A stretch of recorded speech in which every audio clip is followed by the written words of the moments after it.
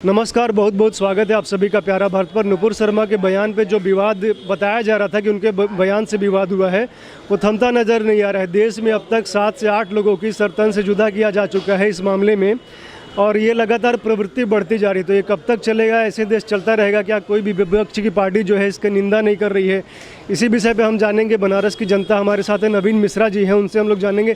Sir, कैसे देखते हैं इसको? लगातार सर तन से जुदा हो रहे हैं, ना कहीं से विपक्षी पार्टियां कुछ कह रही, ना कुछ हो रहा है। ऐसे चलता रहेगा ये सब? देखिए, ये तो एक तरीके से अमानवीय कृत्य हो रहा है। नुपुर शर्मा जी का जो बयान रहा है, वो मामला जब न्यायालय में भी चली रहा है और अभी उसका कोई उस तरीके से रिज़ल्ट सामने नहीं आ सका। अब रहा सवाल जो ये सर तन से जुदा वाला जो काम चल रहा है और लोग कर रहे हैं, ये बेवकूफ़ी जो लोग कर रहे हैं। हम लोग यहाँ भारत में वसुधैव कुटुंबकम की बात करते हैं, भगवान राम के आदर्शों को मानते हैं। और अभी हाल में कुछ दिन पहले बनारस के ही एक मौलवी साहब ने यहाँ तक कह दिया, जल्दीबाजी में या जुबान फिसल गई हो जो भी हो, कि अगर मुझको मालूम रहा होता कि ज्ञानवापी में शिवलिंग है तो मैं तोड़ के फेंक देता। तो कहने का मतलब ये है कि ये चमड़े की ज़ुबान है, कभी कभी फिसल जाती है, सब कुछ हो जाता है। किसी भी बात को इतने लंबे स्तर पे खींच के लेकर के जाना, वो भी भारत में, यहाँ पे चारों धर्म के लोग रहते हैं, हिंदू मुस्लिम सिख ईसाई, और चारों का व्यवसाय भी एक दूसरे पे ही निर्भर है। ये एकदम सच्चाई है। वो भले 4 लोग मिल के चिल्लाएँ कि यहाँ से सामान मत खरीदो या उसकी गर्दन काट दो, ये संभव नहीं हो पाएगा, कभी भी संभव नहीं हो पाएगा।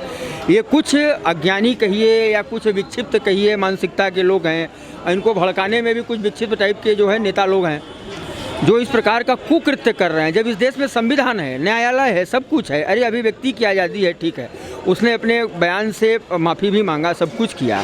अब उसको इतना तूल दे देना, बयान तो बड़े बड़े लोगों ने बहुत बहुत दिया इस देश के अंदर, कितना लोग कर डाले। ये सिर्फ एक ज़बरदस्ती का है, और इसके पीछे जो सर तन से जुदा वाला जो काम चल रहा है, ये तमाम विपक्षी पार्टियों का प्रोपेगेंडा है। वो जानबूझ करके इसको और हवा दे रहे हैं, और वो जो ऐसी हरकत कर रहे हैं विक्षिप्त टाइप के लोग, या जो जाहिल कहिए या जो अनपढ़ हैं, उनको बाद में वो बुरी तरीके से अपने जीवन से हाथ धो रहे हैं, क्योंकि पकड़े तो जा ही रहे हैं, और पकड़े जा रहे हैं तो हमेशा के लिए वो चिन्हित भी हो रहे हैं कि ऐसा कर्म इन्होंने किया। उनके साथ साथ उनका परिवार भी बदनाम हो रहा है और परेशान हो रहा है। लेकिन देश के लिए तो बहुत ही खतरनाक स्थिति है कि इस तरह के मामले बढ़ते ही जा रहे हैं, लगातार बढ़ रहे हैं। नुपुर शर्मा ने जो बोला गलत नहीं बोला, तो लोग उनके समर्थन में भी आ रहे हैं, तो इस तरह की बातें उनके साथ हो रही हैं। नहीं, देखिए, समर्थन इसमें खैर कोई दो राय नहीं है। समर्थन और विरोध, ये दोनों का एक स्तर है और होना भी चाहिए, लेकिन एक सीमा के अंतर्गत होना चाहिए। जो ये विरोध और जो ये गर्दन काट जो कार्यक्रम चल रहा है भारत में, इस प्रकार की अमानवीय कृत्य, अरे ये भारत है, यहाँ लोकतंत्र है, अभिव्यक्ति की आज़ादी। ये कोई चाइना नहीं है या कोई अन्यत्र देश नहीं है जहाँ की लोकतंत्र लागू नहीं है। इस तरीके का अमानवीय कृत्य कभी भी ये देश का कोई भी व्यक्ति बर्दाश्त नहीं करेगा। ये जो भी लोग कर रहे हैं, ये आप देखिए, अब ज़्यादातर तो सब किराए के ही गुंडे समझ में आ रहे हैं पकड़े जाने के बाद। कहीं किसी को मानसिक दिवालिया बता दिया जा रहा है, कहीं किसी को पागल बता दिया जा रहा है कि नहीं, ये पागल से ऐसा हरकत ये कर दी है। तो खैर, वो पागल तो उनको बचाने के लिए किया जा रहा है, उनसे करवाया जा रहा है। जो बेरोजगार टाइप के लड़के हैं, खाली उसका करके और ज्ञान न होने के कारण इस तरीके का हरकत वो कर रहे हैं। विपक्ष के नेता भी कुछ नहीं बोल रहे हैं, ना अखिलेश यादव कुछ कह रहे हैं, ना राहुल गांधी इस पर कुछ बयान दे रहे हैं। असल में देखिए, विपक्ष के जहाँ तक नेता की बात है, तो जब से इन लोगों का सिंहासन एकदम गायब हो गया है, इन लोगों की बुद्धि काम करना कर दी है बंद। ये लोग जन कल्याणकारी नेता कभी नहीं रहे, चाहे वो राहुल गांधी रहे हों, चाहे अखिलेश यादव रहे हों। अब चूंकि सत्ता इनके हाथ में नहीं है, सिर्फ और सिर्फ सत्ता का सुख भोगने के लिए ये लोग सिंहासन में बैठते हैं। अब सत्ता हाथ में नहीं है, दिमाग काम नहीं कर रहा, इसीलिए किसी मामले में नहीं बोलेंगे। जब सत्ता हाथ में आ जाएगी तो फिर देखिए इनका नया नया प्रोपेगेंडा चालू हो जाएगा।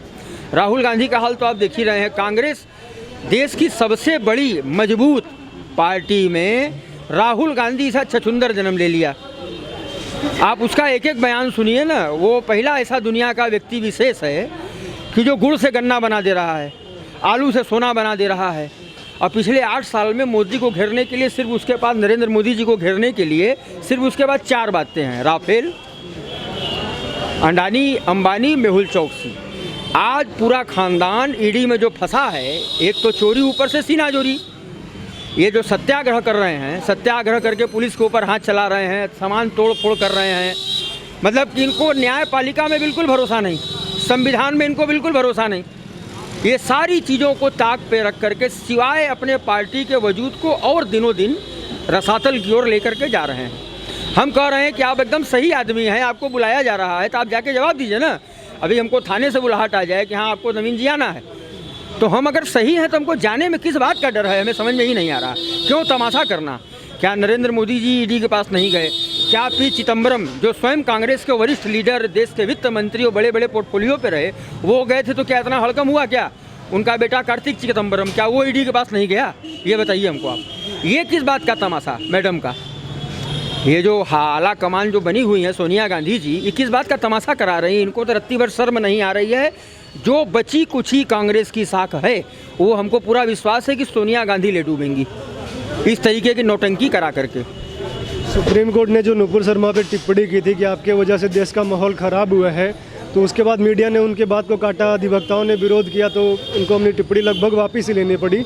तो अब कह रहे हैं, हमको बड़ा घनघोर आश्चर्य इस बात पे है कि सुप्रीम कोर्ट में अदालत में बात जाते ही मान तत्काल न्यायाधीश ने ये आदेश पारित कर दिया। न्यायालय में जब भी कोई बात जाती है तो न्यायालय सबसे पहले दोनों पक्षों को सुनता है, सारे साक्ष्य को देखता है, उसके बाद वो अपना निर्णय सुनाता है।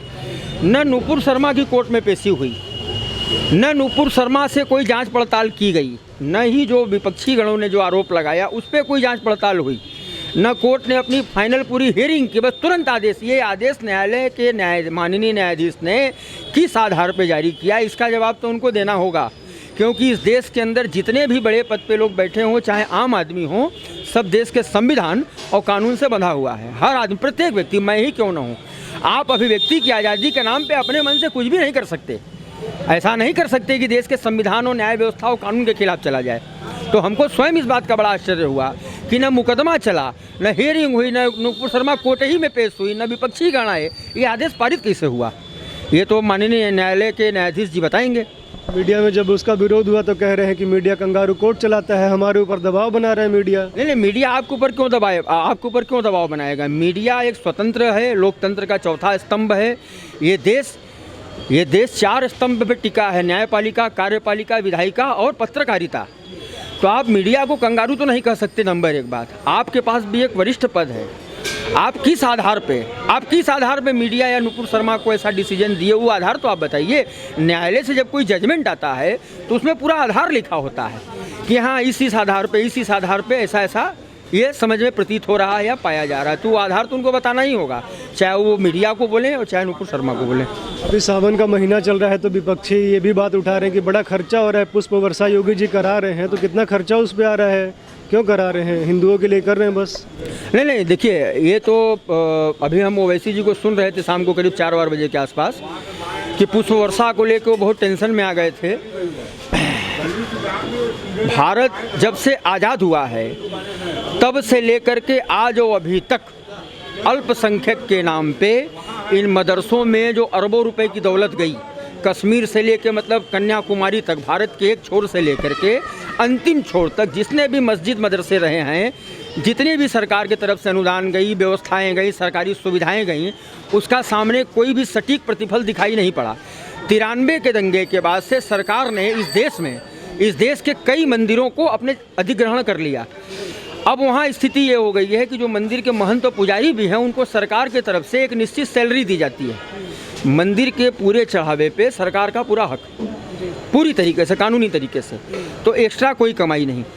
आज साल भर में, आज 3 साल तो देखिए कोरोना का समय था जिसमें कहीं भी पूरे देश दुनिया में कोई कार्यक्रम नहीं हो सका। आज अभी आज करीब 16 दिन हो रहा है सावन को शुरू हुए, और इस सावन में पहली बार एक सार्थक प्रयास हुआ कि कम से कम जो कांवड़िए नंगे पर कई किलोमीटर तक शिव के प्रति जो उनकी भक्ति है उसको दिखा रहे हैं, वो प्रकट कर रहे हैं। और अगर देश का मुख्यमंत्री उनका सम्मान कर रहा है तो इसमें क्या बुरा है, इसमें क्या खर्चा आ गया? अल्पसंख्यक के नाम पे मदरसों में आप लोग करोड़ों रुपए ले रहे हैं अपने विकास के लिए, सरकारी योजनाओं का करोड़ों डकार मार जा रहे हैं, सरकारी राशन को आप खा जा रहे हैं, करोड़ों सारी सुविधा ले रहे हैं, सुविधा से कोई कमी इनके पास नहीं है, उस बारे में बिल्कुल नहीं बोलेंगे। अरे हम कह रहे हैं कि पूरा बगीचा थोड़ी उड़ेल दिया मुख्यमंत्री ने, 10-20-25 किलो फूल लेके बैठे होंगे हेलीकॉप्टर में क्या पूरा बगीचा आ जाएगा? कितना खर्चा आ गया? उस पर कितना खर्चा हो गया फूल पे। अगर एक सम्मान किसी का हुआ, अगर कोई व्यक्ति अपनी धार्मिक भावनाओं को दिखा रहा है और देश का राजा उसका सम्मान कर रहा है, क्योंकि भारत ही दुनिया का इकलौता ऐसा देश है जो धर्म पे टिका है, जो धर्म पे टिका है। धर्मो रक्षति रक्षता, ये हमारे यहाँ वेद में साफ साफ वेद शास्त्र में लिखा हुआ है। भगवान कृष्ण ने स्वयं गीता में कहा धर्म के बारे में कि धर्म की रक्षा सबसे पहले ज़रूरी है। तो ये एक सार्थक प्रयास है, इसको ज़बरदस्ती राजनीतिक रंग दे करके देश के जनता के मन में खाली गलत भावना ये लोग डाल रहे हैं।